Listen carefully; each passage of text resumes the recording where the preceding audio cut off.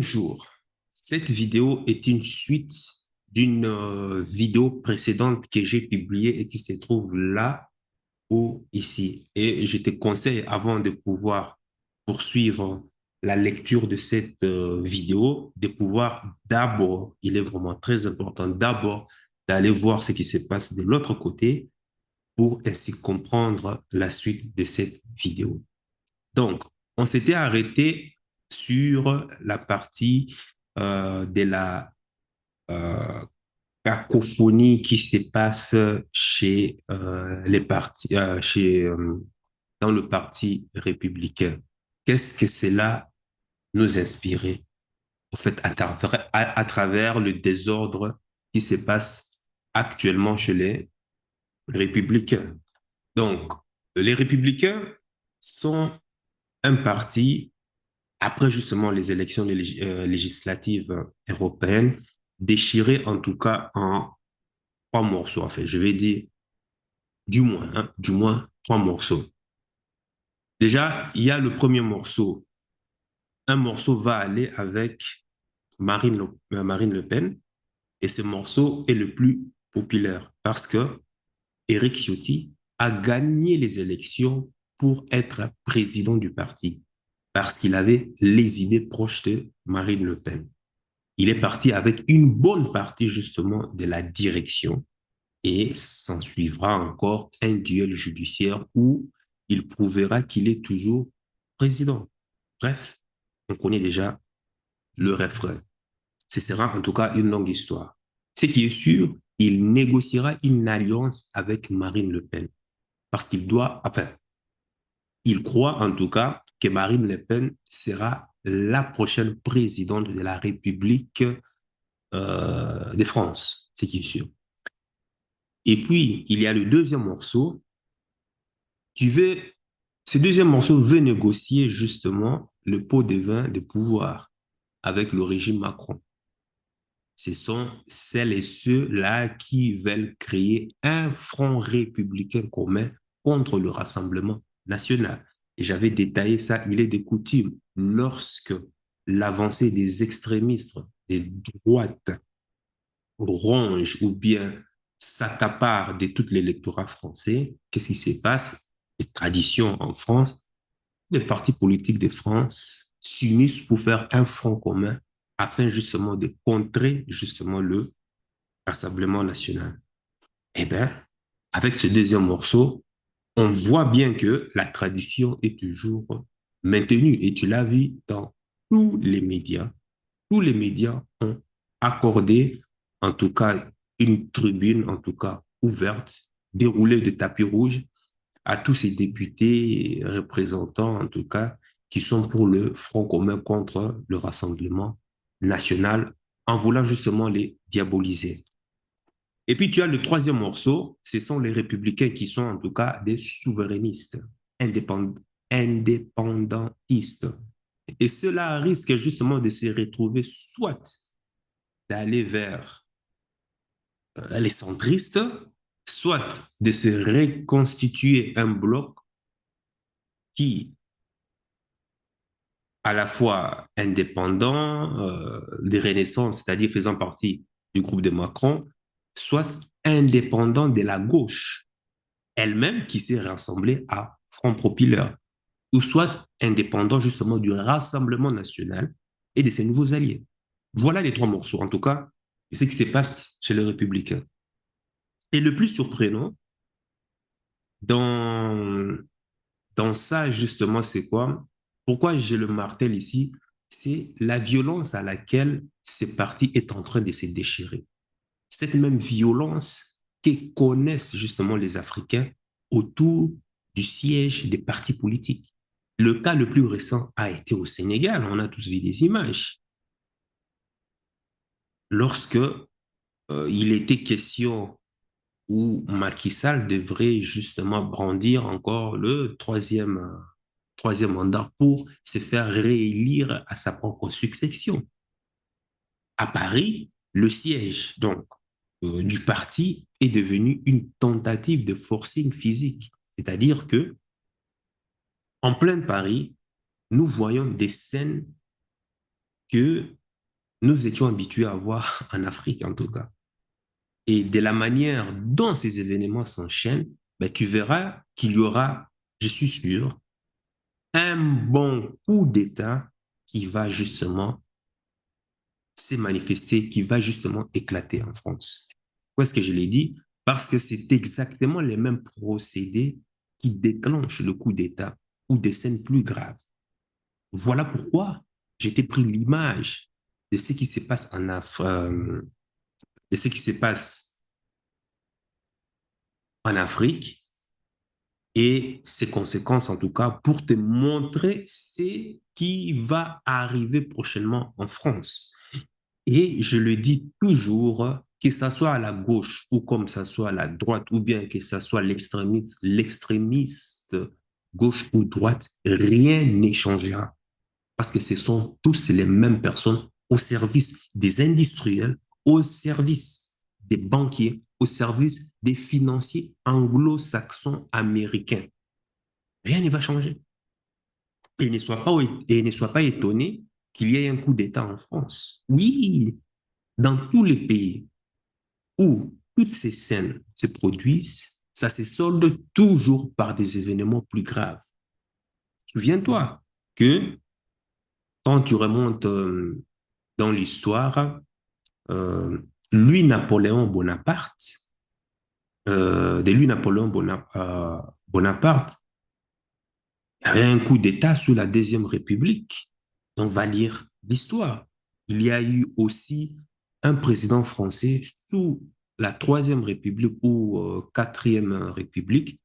Il fut aussi victime d'un attentat. Il a été abattu par des coups de balle à bout portant lorsqu'il venait inaugurer une réception en rapport avec les écrivains de France. C'était en 1932, soit avant ou pendant, je ne sais pas, la première guerre. Je n'appelle plus ça première guerre mondiale, deuxième guerre mondiale. Moi, j'appelle cela maintenant génocide interethnique européen, appelé bêtement justement guerre mondiale. Ben non, c'est un génocide fratricide intra-européen. Oui, la France n'aurait pas dû simplement aller provoquer les Allemands. Toutes les abominations de ces mondes commencent toujours, je dis bien, toujours par la France. Cette guerre mondiale a commencé parce que simplement la France suspectait que l'Allemagne allait attaquer. Qu'est-ce qu'ils sont partis faire? Ils sont partis attaquer l'Allemagne. Et l'Allemagne les a donné un coup de fessée total. Toutes les abominations, en tout cas, commencent toujours par la France. La France est le pays qui est à l'origine de toutes les idéologies, mais en tout cas les pires idéologies de ce monde. Quand il s'agit de dégénérescence, il y a toujours un Français dans l'équipe. Crois-moi, c'est par expérience que je l'ai dit en analysant justement les faits historiques. C'est incroyable de remarquer que la France est un pays de théoriciens. Ils produisent plein de choses. Ils sont à la source des pires idéologies de ce monde. On a par exemple le communisme, est né à la base en France avec Jean-Jacques Rousseau. Puis tu as les socialistes utopistes comme Charles Fourier qui influencent les idées communistes et théorisent encore la vision d'une soi-disant société sans classe sociale. Et de là va influencer justement le communisme dès le 19e siècle. Le féminisme est initié par qui? Par une Française, Simone de Beauvoir. On n'est pas femme, on le devient, ben voilà. Donc, selon elle, c'est la société qui conditionne un enfant à devenir une femme. Donc, en te donnant, par exemple, des poupées, en t'habillant en rose, ben, c'est ça qui te fait devenir une femme. Ben, un bébé fille n'est pas fille, mais il est conditionné par la société qui le fait devenir femme. Voilà des conneries pareilles, quoi. Autrement, elle aurait pu devenir un homme. Voilà, ça c'est Simone de Beauvoir. Les LGBTQ, théories du genre initiées par John Money. Mais dans l'équipe principale, il y avait Français. La loi des relativités était à l'origine était à l'origine formulée, euh, ça n'a pas été découvert, enfin, c'est une loi qui est découverte en Afrique, mais l'un des premiers à l'avoir formulée, c'était Henri Poincaré. Mais c'est Albert Einstein qui produisait la bombe atomique, hein. Donc, tu comprends que le français, pour caricaturer, est une personne qui adore réfléchir, mais ne fait rien avec toutes ces idéologies, toutes ces pensées. Mais ça sera toujours un anglophone ou une personne à l'autre bout du monde qui s'accapare de cette pensée et la met en pratique. Et ça fait un buzz. Et plus tard, ça retourne justement en France, mais cette fois-ci avec justement les pires conséquences. Les idées sortent de France et dès que ça touche des pays plus pragmatiques, hein, comme en Afrique, même les anglo-saxons aussi, par exemple, ben c'est là que ça part dans tous les sens. Et ça devient catastrophique pour l'humanité, enfin, pour la société occidentale. Donc, pour revenir maintenant à notre sujet, il faut savoir que la fragilité de la soi-disant démocratie, hein, Démocratique,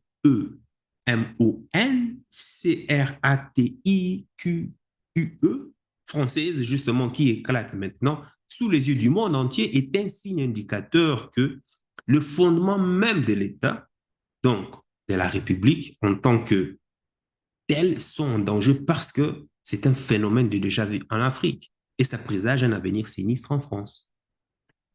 La violence politique inter-française est de retour à Paris. L'autre point à soulever dans cette crise qui a éclaté à Paris est que dans tout cela, il y a un fond de la politique internationale qui a aussi influencé cela. Cette crise a un fond arrière géopolitique. Le président Macron s'est fortement aligné derrière les Américains. Il s'est aligné derrière l'OTAN dans la croisade que ces forces-là, justement, mènent contre la Russie, envie de contrôler les immenses richesses russes et de préparer une grande confrontation avec la Russie. C'est ça la finalité des États-Unis d'Amérique. Voilà le but de l'OTAN.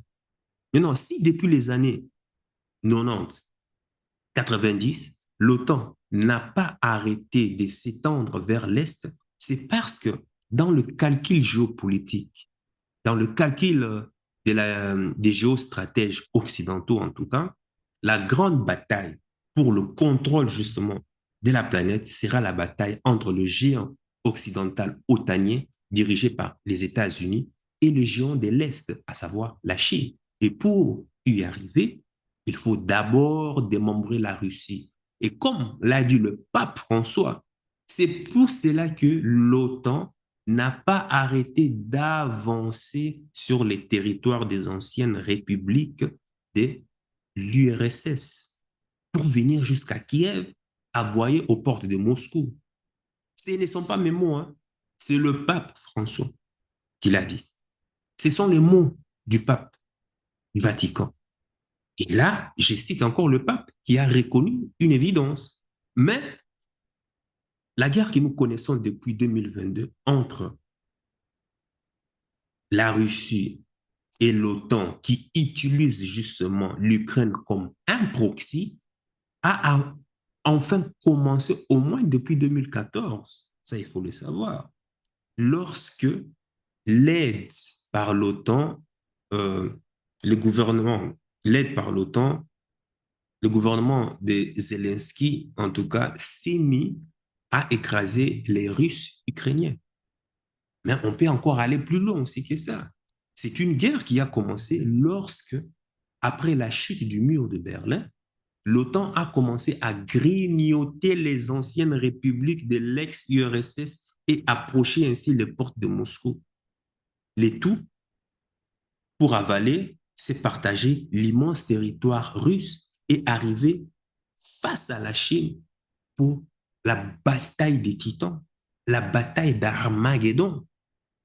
J'avais déjà fait une vidéo, va voir au début de cette crise, tu verras, j'ai fait une vidéo là qui parle justement de cette, pour comprendre le fameux conflit entre Russes et Ukraine. Donc, dans cette guerre que nous voyons à Paris, Elle se déroule sur le fond d'une grande rivalité géopolitique et la classe politique française est sommée pour se positionner sur cette rivalité. Le peuple français va-t-il voir sa classe politique s'aligner complètement derrière les positions de l'OTAN, donc des États-Unis d'Amérique, ou avoir un, va-t-il avoir un regain des revendications des souverainetés de la part du peuple français et un desserrement justement de l'étau de l'OTAN sur l'Union européenne en général et la France justement en particulier. Dans tous les cas, là encore, tu vois que la France est dans la situation que connaît exactement l'Afrique. C'est exactement, c'est exactement pareil. L'Afrique qui est en proie des rivalités des grandes puissances, la rivalité des grandes puissances sur les terrains africains, des grandes puissances des Américains, Russes, Chinoises, Françaises, Anglaises, bref, la rivalité des grandes puissances sur les territoires africains est exactement identique de ce que connaît la bataille politico-française. C'est-à-dire que autant on se bat pour le contrôle de l'Afrique sans les Africains, autant on se bat pour le contrôle de la France sans les Françaises et Français.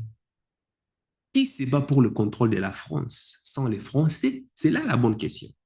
Ce sont justement les grands financiers de ces mondes, les Rothschild et toutes ces filiales et ramifications dans le monde.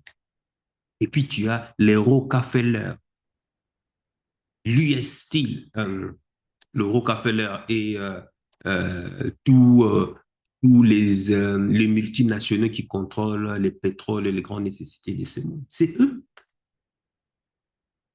Voilà, la question est simple.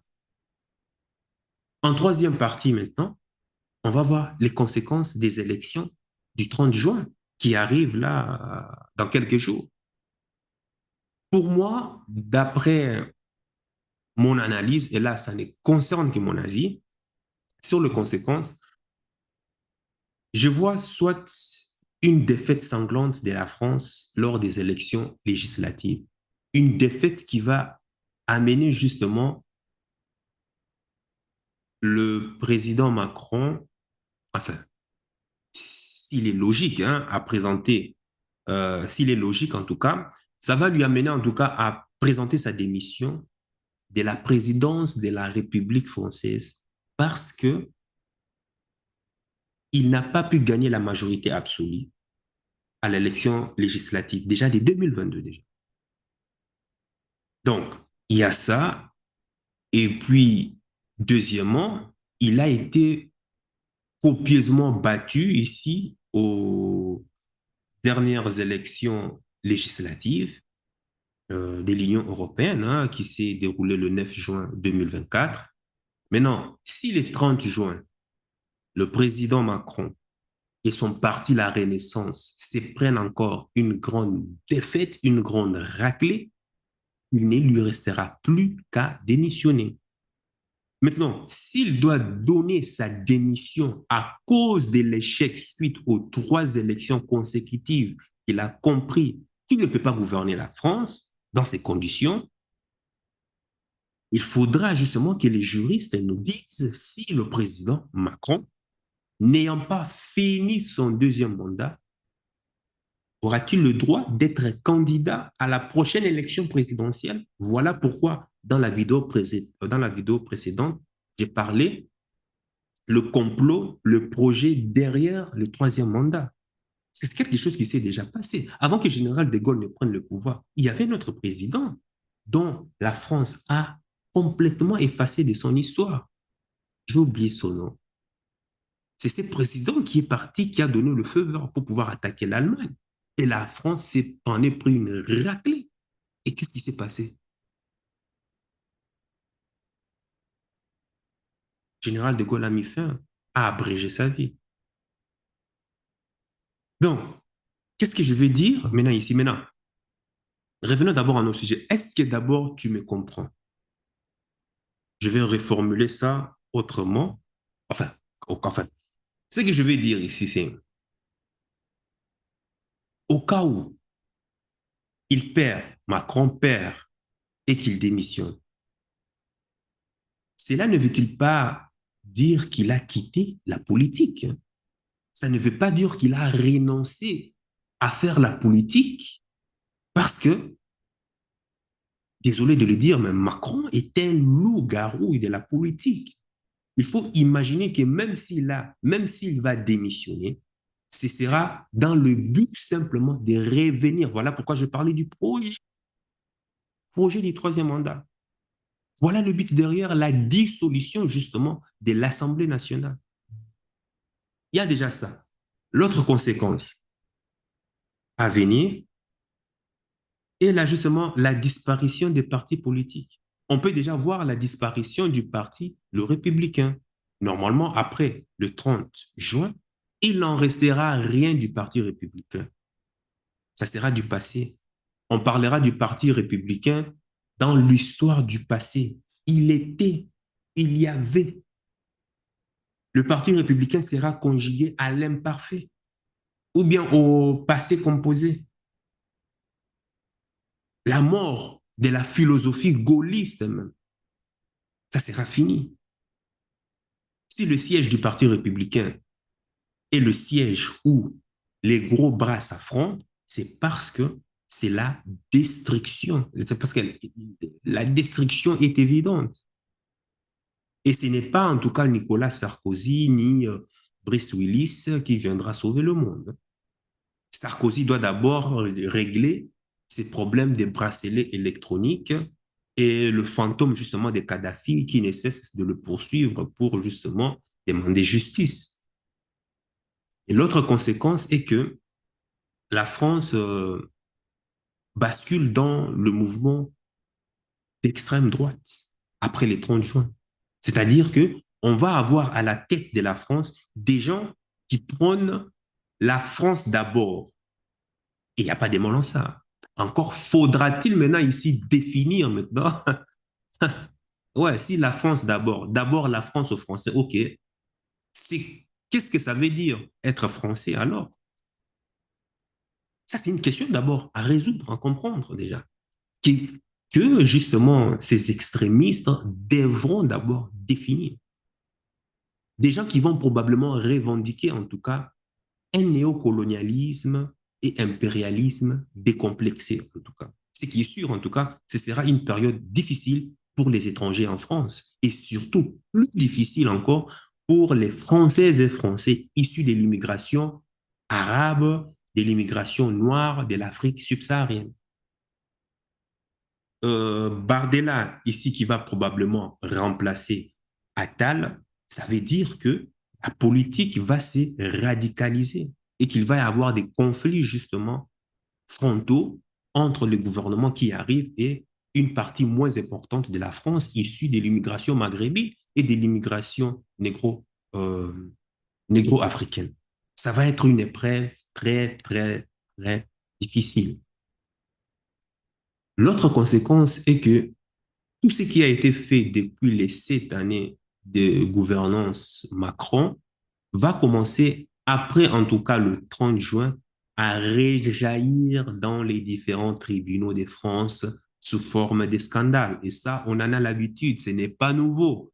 On l'a vu avec Jacques Chirac, on l'a vu avec Sarkozy, on l'a vu avec des présidents qui font l'objet des poursuites judiciaires. Bref, ça, c'est déjà vu en tout cas, c'est un cas d'école. Dans les tribunaux de France, et ça, je t'assure, et je suis sûr à 1000%, il y aura plusieurs scandales à foison qui seront découverts dans la gouvernance Macron.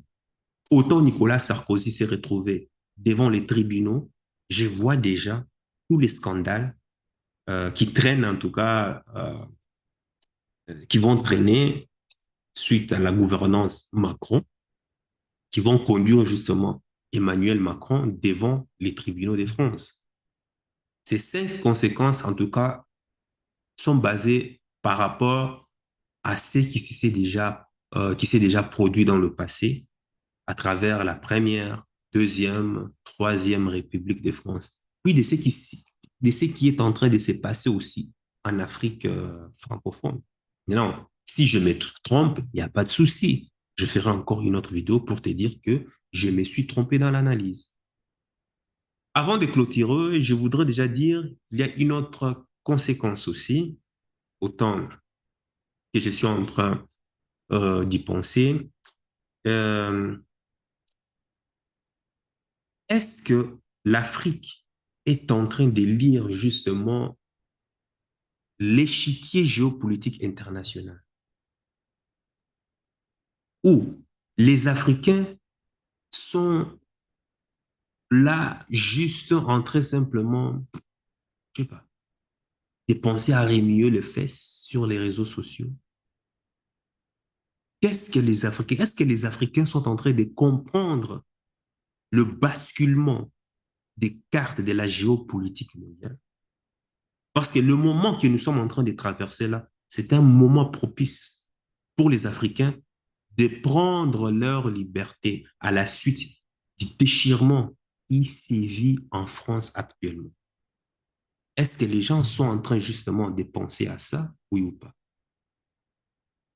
À la place de remuer le rein, à la place de remuer les fesses, à la place d'être simplement dans des débats du quartier stérile qui ne produit rien du tout, qui ne va même pas changer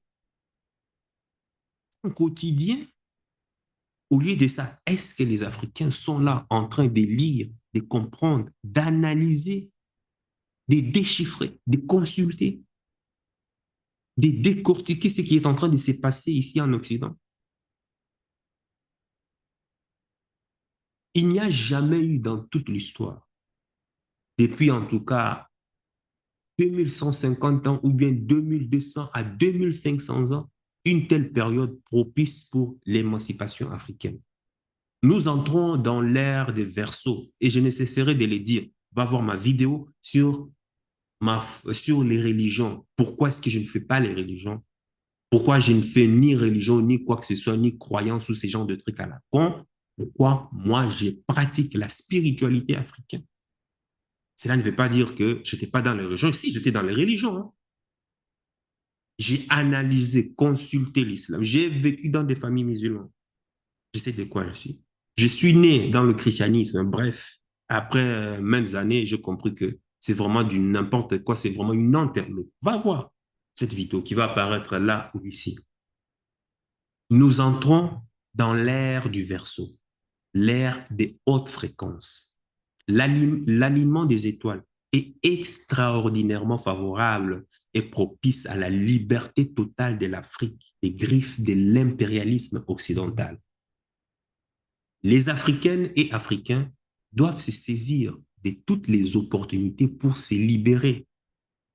À cette ère du Verseau, les étoiles s'alignent pour que le souverainisme puisse s'appliquer.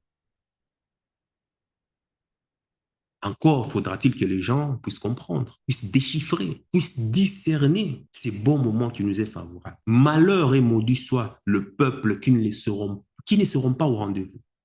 L'histoire a donné rendez-vous à l'Afrique, ses dirigeants, qui montent en tout cas la tête à l'Occident en général, et de la France en particulier, ont été choisis par l'esprit des siècles et des siècles, le proto-ancêtre de nos ancêtres, pour conduire justement la contradiction au bout et permettre justement la libération de la nation africaine.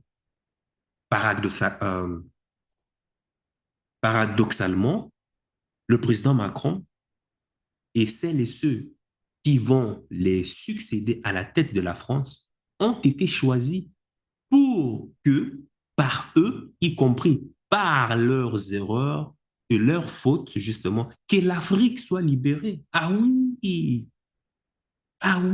oui, oui, c'est bien cela. Mais à la seule condition que l'Afrique se saisisse des opportunités que le siècle lui offre, car aide-toi, le ciel t'aidera. Ceci est un message qui s'adresse à l'armée des différents pays africains qui sont encore sous l'esclavage des puissances impérialistes et au peuple des pays qui travaillent pour les intérêts du peuple africain. Or, faudra-t-il encore que ces messages puissent pouvoir arriver à leurs oreilles. Et pour cela, justement, je compte sur toi. Ne garde pas cette vidéo pour toi. Autant j'ai partagé ce que j'avais à cœur après consultation de l'histoire du passé pour comprendre ce qui va nous arriver dans le futur, autant aussi, à ton tour aussi, de pouvoir faire aussi une petite action de ta part. C'est de liker cette vidéo et partager avec une personne que tu connais dans ton entourage ou bien lointaine qui sera contre ou bien d'accord avec toi et de lui demander aussi de laisser aussi son avis pour nous permettre à ce que nous ayons déjà cet éveil de conscience commune. Tu n'as pas besoin de beaucoup de monde. Un seul simplement suffit. Un partage. Et que l'autre aussi puisse en faire autant. Pas plus. Sur ce, si tu tombes pour la première fois sur cette vidéo, sache qu'ici, on parle des géopolitiques, on parle des relations hommes-femmes, on parle de business, entrepreneuriat et autres. En fait, tous les domaines, tous les thèmes qui vont te permettre de te rendre cette liberté. Si j'ai pris l'exemple de la dissolution de l'Assemblée nationale par Macron, c'est parce que justement, ceci aussi est un exemple aussi pour ta vie personnelle. L'Afrique aspire à sa souveraineté et à ton niveau, à toi personnel aussi, tu dois aspirer aussi à cette liberté, que ce soit financière, spirituelle, géographique, liberté temporelle. On doit aspirer à tout cela. Sache que ton cœur sait déjà ce que ton cerveau essaie de comprendre. Suis la voie de ton cœur. Il connaît déjà le chemin. Ciao, ciao.